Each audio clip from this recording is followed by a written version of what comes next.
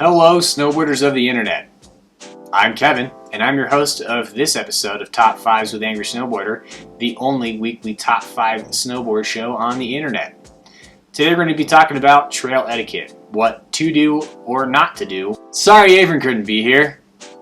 I don't know what happened this time. His eyebrows fell off, he's got one blue eye, one black eye, and his nose is bleeding, but only out of one nostril, and the other one's just leaking mucus.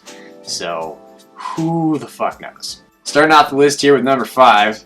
When you slam, and you will slam, tell someone you're alive. Don't just lay there. Because then we start to think, oh no, there goes another noob dead.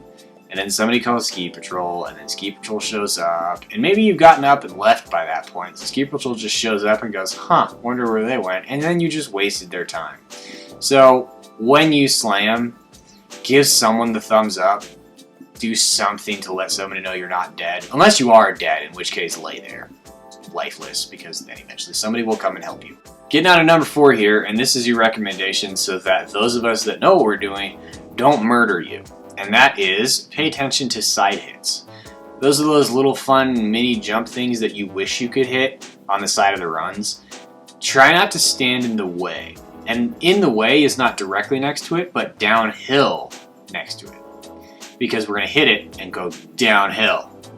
So just try to stay away from those in general, because all you're going to do is get in the way of the people that know what they're doing, and that just makes us angry. And you also have the chance of just getting clocked, because depending on the way the side hit is set up, we may or may not really be able to see all that well back up onto a trail. And we also know that if we go in the air and hit you, you're more likely to get hurt than us. Number 3 on my list of trail etiquette things for beginners is don't go to the park. You can't link your turns yet. What makes you think that you can hit a jump, or a rail, or a box, or literally anything in the park? You can't turn. That's kind of a big deal to hit park, is turning, so don't go to the park. Now, if you can link your turns, maybe you just figured out how to link your turns, then okay, maybe the baby park, but stay out of the real park, because you still don't belong there. Number 2 on my list is not too dissimilar from number 4, but a little bit different, and basically it is watch where you stop. Now, you're a beginner, and it's a lot more work for you to get all the way down the hill, unless you're in the Midwest, in which case it's literally a hill, instead of a mountain like we got here in Colorado. But either way, pay attention to where you're stopping. Don't stop in the middle of a roller. Generally speaking, don't stop in the middle of a run. But when you do pull off to the side, remember what I said in number 4, pay attention to side hits and don't stop right next to a side hit. Again, all you're going to do is get in our way, and it's infuriating. So when you do need to stop and rest, and by all means, stop and rest, make sure you're visible from uphill so we don't come blasting down the hill and kill you. Don't stop in the middle of a roller, because I'm trying to jump off that. And don't stop anywhere near a side hit, because I'm trying to jump off that. Watch where you're stopping.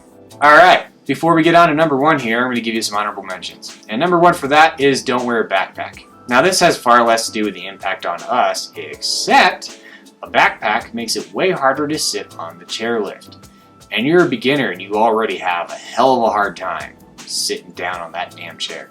So don't wear a backpack. As a beginner, you are never more than 10 minutes away from the lodge. You don't need a backpack. You do not need to carry all that crap with you.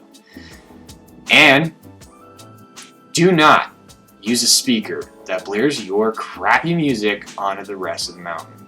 I do not want to hear it. I had headphones in. I want to hear my own music. I don't want to hear your Nickelback, alright? Leave it to yourself. Alright, you made it all the way through the 4, all the way through my honorable mentions, and you made it to number 1. And that is, know your damn limits. I don't want to hear another story about some dude that ran into a tree on his 2nd day snowboarding, or fell down a cliff on his 3rd day snowboarding. Know your limits. Pay attention to where you are in the mountain. Understand that just because you've been surfing for 30 years and you've been skateboarding for 90 years doesn't make you a snowboarder. It's different. It just is, and you're just started doing this. So take it easy. You've got your whole life ahead of you, maybe, and Snowboarding is pretty fun, so you should try not to blow yourself up and then hate snowboarding, because it's pretty awesome. So know your limits, stay on the terrain that you can actually ride and you're actually capable of not dying on, and you'll have a much better time, and your time will also last longer because you won't break yourself. Thanks for watching. This has been my top 5 recommendations for trail etiquette for you beginners out there. Did I miss something? Was there something that you learned as a beginner that you tell everybody about to make sure that they aren't making themselves look like idiots out there? Leave a comment. Tell me what I missed. While you're at it, click the subscribe button. And while you're doing that, click the bell. Make sure you get notifications when these videos are popping up. And check out Angry Snowboarder VIP. It's a great way to support us at Angry Snowboarder and to keep these projects coming and rolling.